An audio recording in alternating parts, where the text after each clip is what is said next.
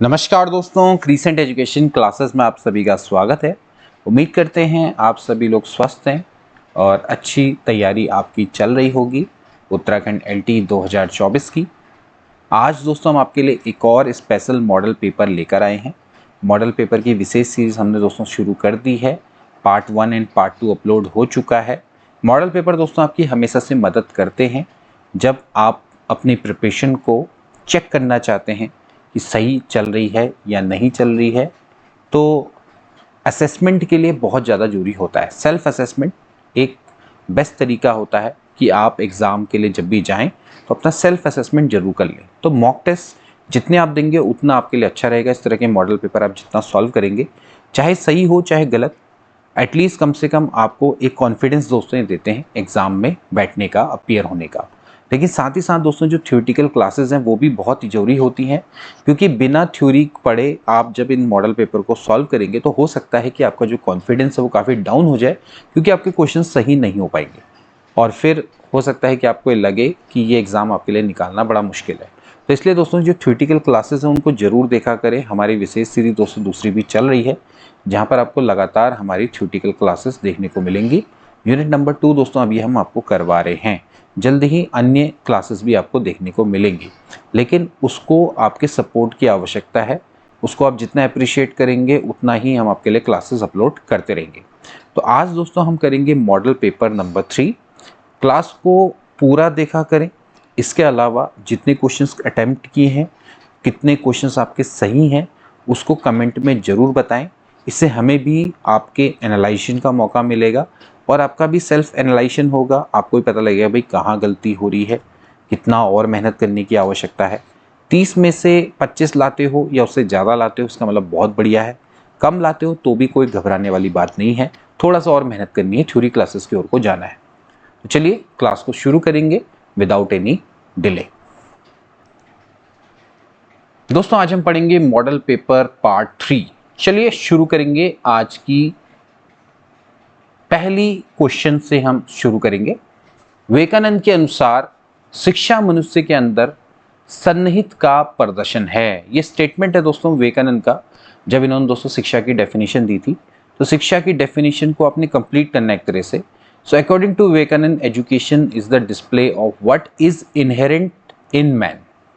अपूर्णता का, रिक्तता का, पूर्णता का या फिर संपूर्णता का। अब देखिए इस तरह के क्वेश्चन आप तभी कर सकते हैं जब आपको विवेकानंद ने क्या स्टेटमेंट दिया था बिल्कुल एग्जैक्टली आपको याद हो। तो शिक्षा मनुष्य के अंदर सन्निहित पूर्णता का प्रदर्शन है, यानी कि परफेक्शन का प्रदर्शन है। Imperfection, emptiness, perfection, completeness. तो पूर्णता का दोस्तों ये है प्रदर्शन। यानी कि विवेकानंद के अनुसार अगर हम एजुकेशन को डिफाइन करें तो शिक्षा मनुष्य के अंदर सन्निहित पूर्णता का प्रदर्शन है। तो ये इसका जो सी वाला ऑप्शन है दोस्तों बिल्कुल करेक्ट हो जाएगा। अगला क्वेश्चन देखेंगे, क्वेश्चन नंबर 2। शिक्षा प्राप्त करने का साधन है। शिक्षा क्या प्राप्त करने का साधन है? लक्ष्य को, साध्य को, समय को, संसाधन को। तो राइट आंसर क्या होना चाहिए दोस्तों? Target, practicable, time, resources. तो जो एजुकेशन है उससे आप क्या प्राप्त करते हैं? तो इसका राइट ऑप्शन दोस्तों क्या हो जाएगा? तो राइट हो जाएगा दोस्तों ऑप्शन नंबर ए, यानी कि लक्ष्य। ठीक है। बेसिकली क्या है, जब हम शिक्षा और दर्शन के बीच में संबंध को जब हम पढ़ते हैं तो दर्शन लक्ष्य को क्या करता है? निर्धारित करता है, और शिक्षा उसको क्या होती है? प्राप्त करने का साधन होती है। तो दर्शन और शिक्षा एक दूसरे पर क्या होते हैं? एक दूसरे पर डिपेंडेंट होते हैं। तो शिक्षा दर्शन का क्या है? एक गत्यात्मक या डायनेमिक साधन है, जिसकी मदद से आप क्या करते हैं? लक्ष्य को प्राप्त करते हैं। तो लक्ष्य को प्राप्त करने का दोस्तों एक ये साधन है। अगला देखेंगे प्रश्न, क्वेश्चन नंबर 3। प्रकृतिवादी इंद्रियानुभूत ज्ञान को सच्चा मानते हैं तथा इसके अनुसार सच्चे ज्ञान को स्वयं करना चाहिए। खोजबीन के द्वारा, विवेचना के द्वारा, निरीक्षण, परीक्षण या परिरक्षण। तो जो नेचुरलिस्ट हैं, consider sense perceived knowledge as true and according to them true knowledge should be acquired by oneself, investigation, discussion inspection test या फिर shielding. So what should be the right answer? तो राइट आंसर क्या हो जाएगा इसका? Option number सी, यानी कि निरीक्षण परीक्षण। तो प्रकृतिवादी दोस्तों क्या करते हैं? इंद्रियभूत ज्ञान को सच्चा मानते हैं और उनके अनुसार जो सच्चे ज्ञान की प्राप्ति के लिए मनुष्य को स्वयं का निरीक्षण परीक्षण करना चाहिए। तो प्रकृतिवादी यही विचारधारा रखते हैं और वो मानते हैं कि जो हमें इंद्रियों से दिखाई दे रहा है, इंद्रियों के द्वारा जो प्राप्त ज्ञान होता है, इंद्रिय आप समझते हैं ना कि जो हमारी आँख, नाक, कान हैं, जो हमारी इंद्रियां हैं, जिनकी मदद से दोस्तों हमें जो ये ज्ञान मिल रहा है वही रियल है और इसके अनुसार ही सच्चे ज्ञान को स्वयं निरीक्षण और परीक्षण करना चाहिए। मनुष्य को स्वयं निरीक्षण और परीक्षण करना चाहिए। तो सी वाला ऑप्शन करेक्ट हो जाएगा। अगला देखें क्वेश्चन नंबर 4। किसने कहा है कि मूल्यांकन को एक क्रमबद्ध प्रक्रिया के रूप में परिभाषित किया जा सकता है, जो हमें बताती है कि छात्रों ने किस सीमा तक किन शैक्षिक उद्देश्यों को प्राप्त किया है? Who says that evaluation may be defined as a systematic process of determining the extent to which educational objectives are achieved by pupils? So ये दोस्तों आपका एक स्टेटमेंट है टॉरगेटसन तथा एडम्स, E.L. पील, डॉन्डेकर, हेल्मस्टेडर। तो राइट ऑप्शन हो जाएगा दोस्तों ऑप्शन नंबर सी। ये दोस्तों आपका डांडेकर के द्वारा ये स्टेटमेंट दिया गया है, ठीक है, कि मूल्यांकन एक क्रमबद्ध रूप में प्रक्रिया के रूप में परिभाषित किया जा सकता है, जो हमें बताती है कि छात्रों ने किस सीमा तक किन शैक्षिक उद्देश्यों को प्राप्त किया है। तो ये डांडेकर का दोस्तों ये स्टेटमेंट है। अगला देखिए क्वेश्चन नंबर 5। गांधी जी के अनुसार शिक्षित व्यक्ति किसे माना गया है? पूर्ण मानव बनने पर, साक्षर बनने पर, विद्वान बनने पर या फिर अंग्रेजी शिक्षा जानने पर? तो according to Gandhi ji, an educated person is considered on becoming a complete human being, on becoming literate, on becoming a scholar, on knowing English education. तो इसका राइट ऑप्शन दोस्तों क्या हो जाएगा? इसका राइट ऑप्शन हो जाएगा ऑप्शन नंबर ए, यानी कि पूर्ण मानव बनने पर, on being a complete human being. देखिए दोस्तों, जो गांधी जी थे उनका विश्वास ये था कि जो एजुकेशन है उसको बालक की समस्त शक्तियों का विकास करना चाहिए, जिससे कि वो पूर्ण मानव बन जाए। अब पूर्ण मानव का अर्थ क्या है? कि बालक के व्यक्तित्व के चारों तत्वों का विकास होना चाहिए, जैसे कि शरीर, हृदय, मन, आत्मा, इन सभी का विकास होना चाहिए। तो एजुकेशन को दोस्तों यही मानते थे कि जिससे शरीर, मन, आत्मा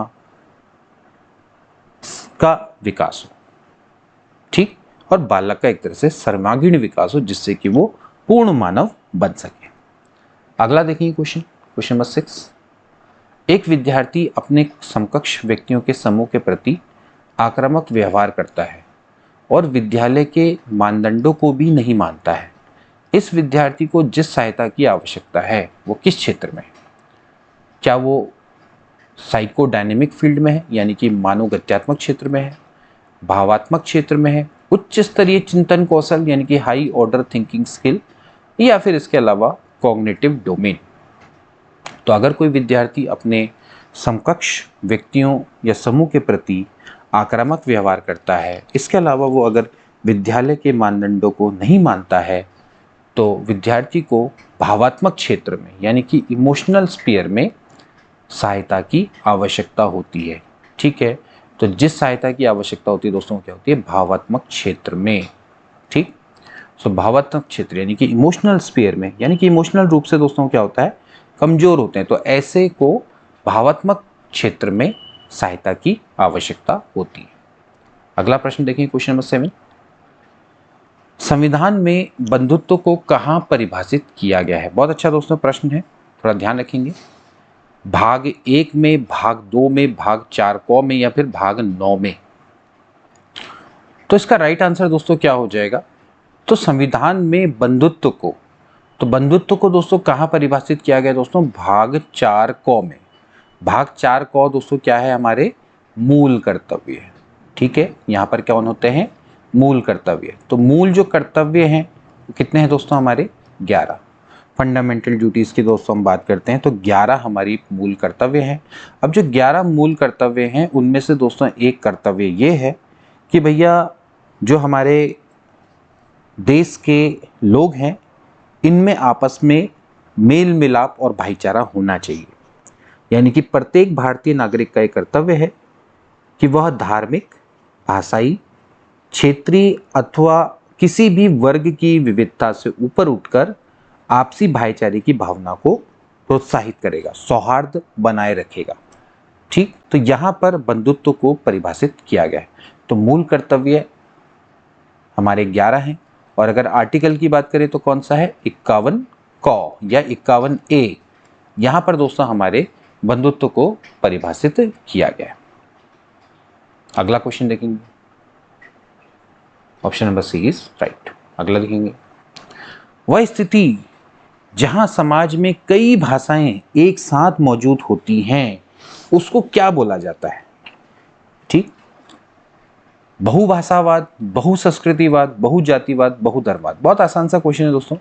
the situation where several language exist together in the society is called multilingualism, multiculturalism, multicastism या फिर पॉलिथिज्म। तो बेसिकली इसका राइट आंसर क्या हो जाएगा, मल्टी लैंग्वेजिज्म यानी कि बहुभाषावाद। ठीक है, अब सिंपल सी बात है कि बहुभाषावाद उन स्थितियों से जुड़ा हुआ होगा जहां पर आपके समाज में कई सारी भाषाएं मौजूद होगी। ठीक, और उनका उपयोग अलग अलग तरीके से किया जाता है। ठीक, तो बहुभाषावाद में क्या होगा कि अलग अलग भाषाओं का सह अस्तित्व। तो ए वाला ऑप्शन करेक्ट हो जाएगा। अगला देखेंगे, हमारी सभ्यता विशिष्ट अद्वितीय क्यों है, यानी कि यूनिक क्यों है। Our civilisation is unique, why, because we have specific lifestyle, knowledge tradition, ancient tradition या फिर heritage.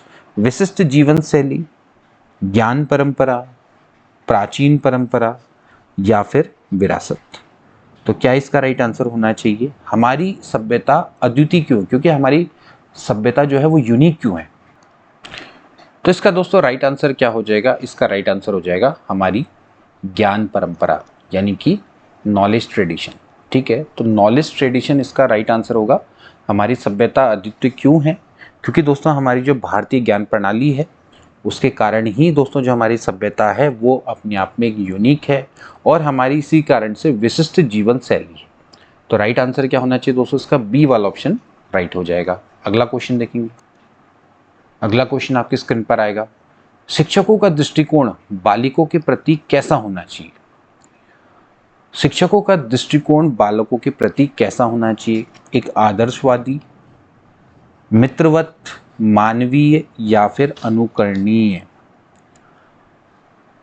What should be the attitude of teachers towards children? Idealist, friendly, human या फिर exemplary।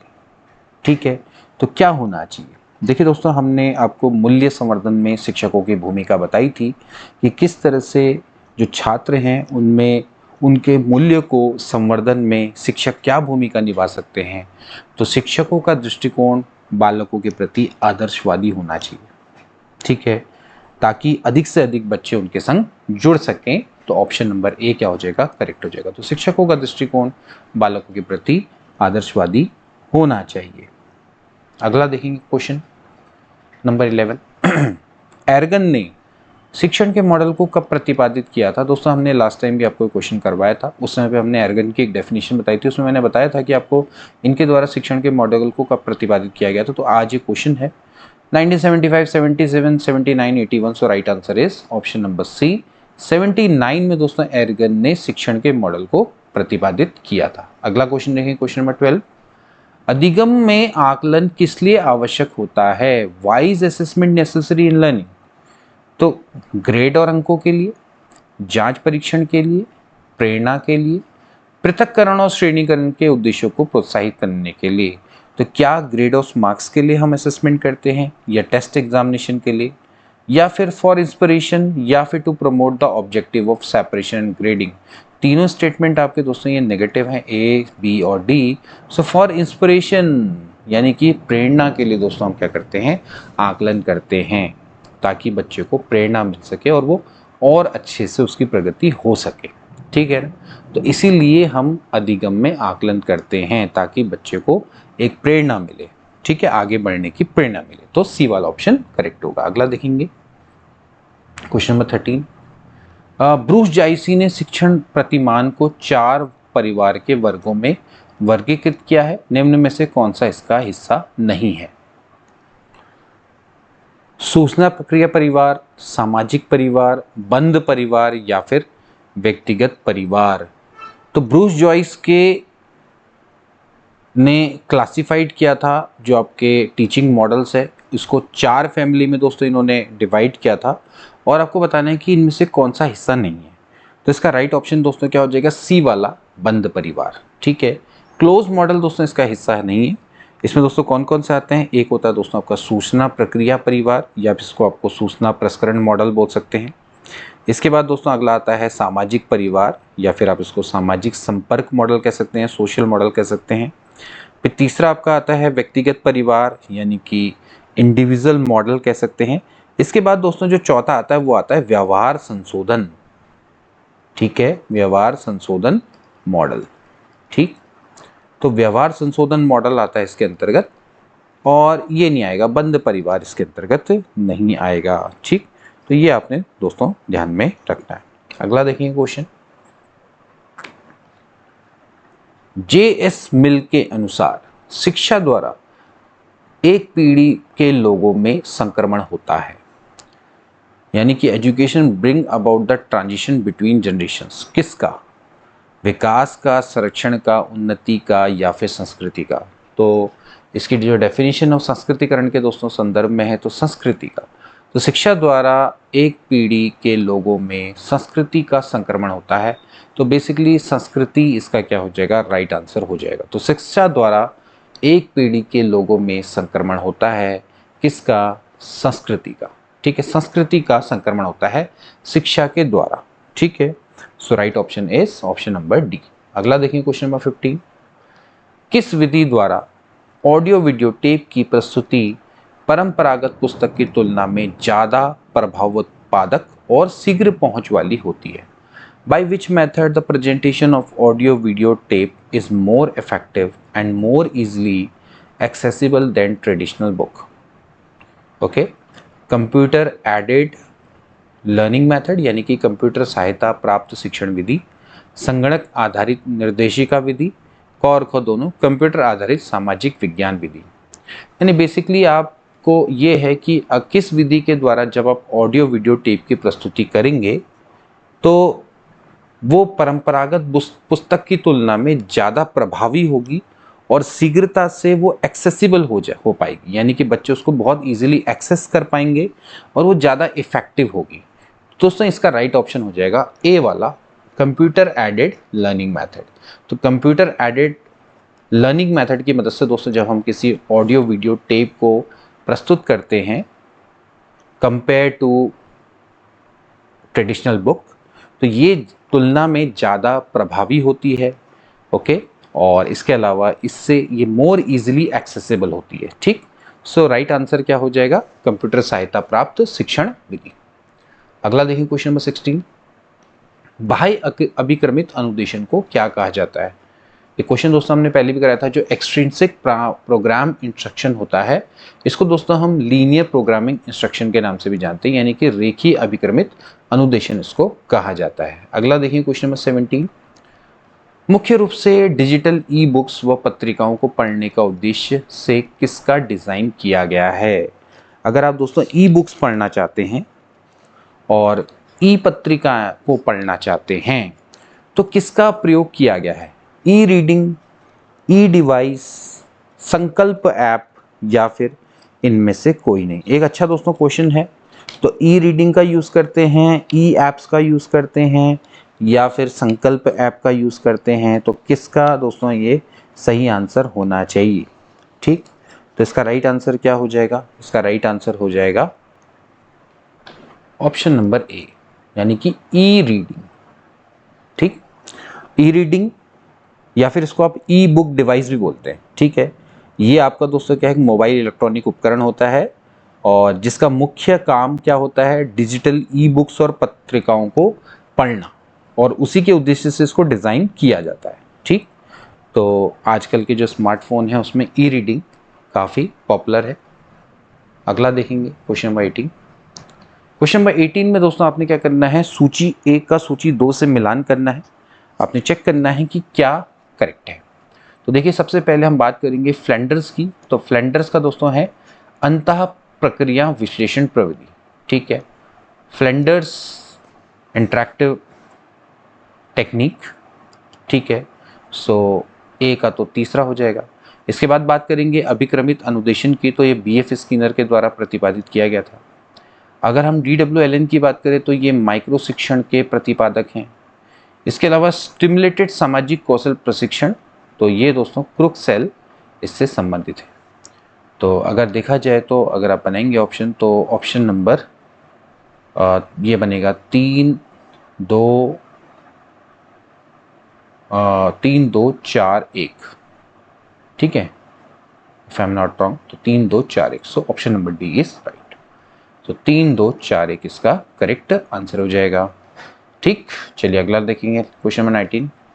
परीक्षा प्रतिमान किसके द्वारा विकास किया गया? इसके बारे में भी दोस्तों हम कई बार पढ़ चुके हैं। परीक्षा प्रतिमान सचमैन ने, स्किनर ने, विल्मन ने, कोहलर ने। तो इसका राइट ऑप्शन क्या हो जाएगा दोस्तों? इसका राइट ऑप्शन हो जाएगा सचमैन। डेविड सचमैन के द्वारा दोस्तों इसको विकसित किया गया था। ठीक, तो बेसिकली क्या है दोस्तों, इसमें ये जो परीक्षा प्रतिमान है इसको हम पूछताछ शिक्षण प्रतिमान के नाम से भी दोस्तों जानते हैं, और इसका जो दोस्तों उपयोग है वो विद्यार्थी को पूछताछ का प्रशिक्षण देने के लिए किया जाता है। और कक्षा में भी इस प्रतिमान का जब हम उपयोग करते हैं तो पूछताछ कौशल को विकसित करने के लिए दोस्तों किया जाता है। ठीक है, तो इसका जो मॉडल है वो सचमैन के द्वारा दोस्तों विकसित किया गया था। ठीक है, तो रिसर्च सचमैन, नॉट डेविड, रिसर्च सचमैन के द्वारा इसको विकसित किया गया था। अगला देखें क्वेश्चन नंबर 20। पाठ योजना में ICT के किस चरण में ऑनलाइन क्विज, सर्वेक्षण एवं स्वमूल्यांकन जैसी गतिविधियों को शामिल किया जाता है? तो जब दोस्तों लेसन प्लान हम बनाते हैं तो उसमें ICT का कौन सा चरण है जहां पर आपका ऑनलाइन क्विज, सर्वेक्षण और स्वमूल्यांकन जैसी गतिविधियों को शामिल किया जाएगा? तो ICT एक इम्पॉर्टेंट दोस्तों एक टॉपिक रहेगा, इसमें काफ़ी सारी चीज़ें आपसे दोस्तों पूछी जा सकती हैं। तो ICT अगर आप किसी लेसन प्लान को बना रहे हैं तो उसका कौन सा फेज़ है जहां पर कि आप ऑनलाइन क्विज, सर्वेक्षण और स्वमूल्यांकन जैसी गतिविधियों को शामिल करेंगे? सो फीडबैक तंत्र, मूल्यांकन उपकरण, इंटरैक्टिव प्रस्तुतियाँ या फिर सहयोगपूर्ण सीखना। ठीक, सो बेसिकली इसका जो राइट आंसर हो जाएगा वो क्या हो जाएगा? मूल्यांकन उपकरण। तो मूल्यांकन उपकरण वो जो चरण होगा यहीं पर ही दोस्तों आप क्या करेंगे, बेसिकली ऑनलाइन क्विज, सर्वेक्षण और स्वमूल्यांकन गतिविधियां, ठीक है, ऐसे दोस्तों आप क्या करेंगे, यहाँ पर उपकरणों को शामिल या इन गतिविधियों को शामिल किया जाएगा। ठीक है, तो यहाँ पर फीडबैक का संबंध क्या होगा दोस्तों? फीडबैक तंत्र का, जो कि आपके फीडबैक के लिए ICT टूल का हम यूज़ करेंगे। ठीक है, फीडबैक जो हमें मिलता है, ठीक, तो बेसिकली क्या है कि आपके फीडबैक की सुविधा देने के लिए जैसे इसमें कुछ ग्रेडिंग होती है स्वचालित, तो उनका यूज़ किया जाता है। ठीक है, इसके अलावा जैसे आपकी इंटरैक्टिव प्रस्तुतियां हैं तो आकर्षक पार्ट को अगर आपने आकर्षक बनाना है, ठीक है, सामग्री डिज़ाइन करने के लिए आप क्या करते हैं, प्रेजेंटेशन सॉफ्टवेयर का दोस्तों यहाँ पर यूज़ करते हैं। तो उसमें इंटरैक्टिव प्रस्तुतियाँ आती हैं, जैसे आप PPT यूज़ करते हैं या फिर आप गूगल स्लाइड यूज़ करते हैं। ठीक, तो इनके उपयोग से दोस्तों इसका संबंध है। बाकी सहयोगपूर्ण सीखना में ऑनलाइन चर्चा आ जाएगी, ठीक, गूगल डॉक्स या फिर माइक्रोसॉफ्ट जैसी सहयोगी टूल का हम उपयोग करके छात्रों के बीच में जो सहयोग है उसको हम बढ़ावा दे सकते हैं। ठीक, तो यहाँ पर आपकी चर्चा आएगी, समूह परियोजना आएगी, वो इससे संबंधित होगा। तो मूल्यांकन उपकरण में ऑनलाइन क्विज, सर्वेक्षण, स्व मूल्यांकन जैसी गतिविधियाँ आपकी सम्मिलित होंगी। क्वेश्चन नंबर 21 देखेंगे। अल्पसंख्यक वर्ग के कौन से समुदाय शिक्षा की दृष्टि से पिछड़े नहीं हैं? तो यहाँ पर दोस्तों आपके जो OBC पिछड़े वर्ग हैं उनकी शिक्षा से संबंधित दोस्तों प्रश्न है। तो कौन से वर्ग पिछड़े नहीं हैं? ईसाई, बौद्ध, जैन, ये सभी दोस्तों आपके जो वर्ग हैं शिक्षा की दृष्टि से पिछड़े नहीं हैं, क्योंकि इनकी जो साक्षरता दर है वो काफ़ी अच्छी है। तो ईसाई, बौद्ध, जैन ये दोस्तों आपके सभी ऐसे अल्पसंख्यक वर्ग हैं, माइनॉरिटी से संबंधित दोस्तों ही। तो अल्पसंख्यक वर्ग की समुदाय की शिक्षा में ईसाई, बौद्ध धर्म और जो जैन धर्म के लोग हैं इनकी काफ़ी हाई लिटरेसी रेट है। ठीक, अगला देखिए क्वेश्चन नंबर 22। मस्तिष्क की संरचना तथा कृत्यों में भेद का परिणाम होता है। तो is the result of difference in structure and function of the brain, tension, dyslexia, backwardness, यानी फिर नथ of these. So right option क्या हो जाएगा दोस्तों? डिसलेक्सिया। ठीक है, dyslexia is the right answer. तो डिसलेक्सिया क्या होता है दोस्तों? मस्तिष्क की संरचना तथा कृत्यों में विभेद का परिणाम होता है। ठीक है, तो डिसलेक्सिया इसका क्या हो जाएगा? राइट ऑप्शन हो जाएगा। ठीक, अगर आपकी मस्तिष्क की संरचना और जो आपके कार्य हैं उन दोनों में अगर भेद हो रहा है, यानी कि जो मस्तिष्क जो सोच रहा है उसके कार्यों में अगर आपका डिफरेंस आ रहा है, यानी कि डिफरेंशिएशन आ रहा है, सो इन दैट केस वो आपका क्या होता है? डिसलेक्सिया की बीमारी होती है। ठीक, अगला देखेंगे, अधिगम की अंतर्दृष्टि का सिद्धांत किसके द्वारा प्रतिपादित किया गया? वॉल्फगैंग कोहलर या फिर Jerome Bruner, Martin Seligman, Erik Erikson. बहुत आसान है दोस्तों, आप जानते हैं दोस्तों इसका राइट आंसर क्या हो जाएगा? Insight theory of learning was propounded bye Kohler. ठीक है, तो वॉल्फगैंग कोहलर के द्वारा दोस्तों ये सिद्धांत को प्रतिपादित किया गया। अगला देखेंगे, 1958 में केंद्र सरकार में किसकी अध्यक्षता में राष्ट्रीय महिला शिक्षा समिति का गठन किया गया? तो लास्ट टाइम दोस्तों हमने प्रश्न पूछा था कि कब इसका किया गया, तो यहाँ पर दोस्तों इसका राइट आंसर हो जाएगा श्रीमती दुर्गाबाई देशमुख। तो श्रीमती दुर्गाबाई देशमुख की अध्यक्षता में दोस्तों राष्ट्रीय महिला शिक्षा समिति का गठन 1958 में दोस्तों किया गया। और ये जो समिति है दोस्तों वो यही है कि जो हमारे देश में शिक्षा के क्षेत्र में महिलाओं की जो इस समय पर हालत है उस पर ही दोस्तों यहाँ पर चर्चा करने के लिए समिति का गठन किया गया था, और इसका जो कार्य है उसी से दोस्तों संबंधित है। ठीक है, अगला देखेंगे, समावेशी शिक्षा का उद्देश्य निम्नलिखित में से किससे संबंधित है? Inclusive education. इंक्लूसिव एजुकेशन, अनेकता में एकता को बढ़ावा देना, सभी छात्रों को समान अवसर देना, जाति, लिंग, अक्षमता के बावजूद सभी छात्रों को शामिल करना, या फिर उपरोक्त सभी। तो इसका राइट आंसर क्या हो जाएगा? उपरोक्त सभी इसका राइट आंसर हो जाएगा। समावेशी शिक्षा का मतलब ये है कि किसी भी छात्र को उसके जाति, लिंग, अक्षमता के को कंसिडर किए बिना उसको आपने क्या करना है? मुख्य धारा में लेकर आना, उसको एक सामान्य व्यक्ति की तरह ट्रीट करना है और उसको सामान्य व्यक्ति की तरह सामान्य स्कूल में पढ़ाना है। ठीक है, और सामान्य शिक्षकों से पढ़ाना है। ठीक, तो उसको हम क्या बोलते हैं? समावेशी शिक्षा दोस्तों इसको बोलते हैं। ठीक, तो यहाँ पर आपका चाहे कोई भी छात्र हो, किसी भी तरह का छात्र हो, जरूरी नहीं है कि वो अक्षमता हो उसके अंतर्गत, वो चाहे किसी भी जाति का हो, किसी भी लिंग का हो, किसी भी अक्षमता का हो। ठीक है, उसके बावजूद उसको क्या करना है? उसको शामिल करना है, उसको मुख्य धारा में लेकर आना है। ठीक, तो इसको हम क्या बोलते हैं? समावेशी शिक्षा बोलते हैं। ठीक, अगला देखेंगे क्वेश्चन नंबर 26, भारत का मैकियावेली किससे बोला जाता है? तो भारत का मैकियावेली बहुत इंपॉर्टेंट दोस्तों, मनु को, शुक्राचार्य, कौटिल्य को। तो राइट ऑप्शन क्या हो जाएगा? ऑप्शन नंबर सी, कौटिल्य को दोस्तों भारत का मैकियावेली बोला जाता है। बहुत इंपॉर्टेंट दोस्तों, ये क्वेश्चन कई बार आता है। इसके बाद दोस्तों अगला प्रश्न देखेंगे, तो अगला प्रश्न है, सर्व शिक्षा अभियान के तहत उच्च प्राथमिक विद्यालय कितने किलोमीटर पर खोलने का प्रावधान किया गया है? दोस्तों इसमें थोड़ा सा हम करेक्शन करना चाहेंगे। ये ऑप्शन दोस्तों यहाँ पर अभी सभी के सभी दोस्तों इसमें गलत है, और लास्ट टाइम भी दोस्तों हमने ये इस तरह का प्रश्न आपको करवाया था जिसमें सर्व शिक्षा अभियान के अंतर्गत जो प्राथमिक विद्यालय हैं उन्हें कितने किलोमीटर पर खोलने का प्रावधान किया गया है। तो दोस्तों मैं थोड़ा सा इसमें करेक्शन करना चाहूँगा। तो प्राथमिक विद्यालय की हम बात करेंगे तो प्राथमिक विद्यालय को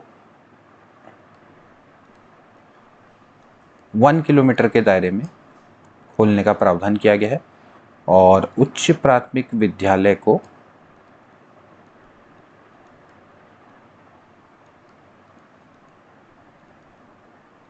3 किलोमीटर के दायरे में खोलने का यहाँ पर प्लानिंग की गई थी। ठीक है, इतने का प्रावधान किया गया है। तो इसको थोड़ा सा करेक्ट कर लेंगे, प्राथमिक विद्यालय और उच्च प्राथमिक विद्यालय, ये दोस्तों इसका करेक्ट होगा। तो फिलहाल अभी इसमें से ऑप्शन नहीं है, बाकी इसमें मैं दोस्तों मैं थोड़ा सा इसको ज़रूर चेक करूँगा 1-2 बार कि ताकि आपको सही इसमें जो आंसर है वो दिया जाए। तो अभी फ़िलहाल दोस्तों इसका राइट आंसर यही होना चाहिए। तो 1 किलोमीटर और 3 किलोमीटर, थोड़ा सा आप इसको ध्यान में रखेंगे। तो इसको थोड़ा तो करेक्ट कर लेंगे, ठीक है ना। अगला देखेंगे, राष्ट्रीय शिक्षा नीति 2020 के अनुसार शिक्षा को किस पर बल देना चाहिए। बहुत अच्छा दोस्तों प्रश्न है। राष्ट्रीय शिक्षा नीति नेशनल एजुकेशन पॉलिसी 2020, इसके अनुसार किस पर दोस्तों बल देने की आवश्यकता है। तो देखिए ऑप्शन देखेंगे, ऑप्शन है आपके सामने रटकर सीखना, इसके अलावा परीक्षाओं के लिए सीखना, संकल्पात्मक सीखना, संकल्पनात्मक सीखना, या फिर उपरोक्त में से कोई नहीं। बहुत अच्छा दोस्तों प्रश्न है। अभी नेशनल एजुकेशन पॉलिसी से भी दोस्तों आपके जो क्वेश्चन है उनके दोस्तों आने के संभावना रहेगी। तो इसका राइट ऑप्शन दोस्तों क्या होना चाहिए, इसका राइट ऑप्शन हो जाएगा ऑप्शन नंबर सी करेक्ट है, यानी कि संकल्पनात्मक समक्ष, यानी कि कॉन्सेप्चुअल फ्रंट आपको समझना होना चाहिए। पीछे का दोस्तों जो आपका कॉन्सेप्ट है वो आपको बिल्कुल क्लियर होना चाहिए। तो ये दोस्तों शिक्षा को इस पर बल देना चाहिए। रटकर सीखना, परीक्षाओं के लिए सीखना, दोनों के दोनों दोस्तों आपके नेगेटिव स्टेटमेंट है। बहुत आसानी से दोस्तों आप इसको समझ सकते हैं। राष्ट्रीय शिक्षा नीति दोस्तों आपकी 2020 में मंजूरी दोस्तों इसको मिल गई थी। अगर आप देखें तो 29 जुलाई 2020 को, ठीक है, नेशनल एजुकेशन पॉलिसी है, इसको मंजूरी प्रदान की गई थी। ठीक है, मानव संसाधन विकास मंत्रालय, जो कि पहले हमारा HRDA मंत्रालय हुआ करता था, उसका नाम बदल के एजुकेशन मंत्रालय यानी कि शिक्षा मंत्रालय दोस्तों इसका नाम कर दिया गया। पहले इसका नाम मानव संसाधन विकास मंत्रालय हुआ करता था, ठीक है ना। तो HRDA मिनिस्ट्री को कन्वर्ट करके एजुकेशन मिनिस्ट्री दोस्तों इसका नाम कर दिया गया है। और जो इससे पहले दोस्तों जो चली आ रही थी 1986 की एजुकेशन पॉलिसी, उसको दोस्तों चेंज करके ये 34 साल बाद ये आपकी राष्ट्रीय शिक्षा नीति 2020 आई थी। ठीक है, तो 29 जुलाई 2020 को इसको एक्सेप्ट किया गया। ओके, तो ये बहुत इंपॉर्टेंट, इसको आप थोड़ा सा ध्यान में रखेंगे। अगला देखेंगे प्रश्न, क्वेश्चन नंबर 29।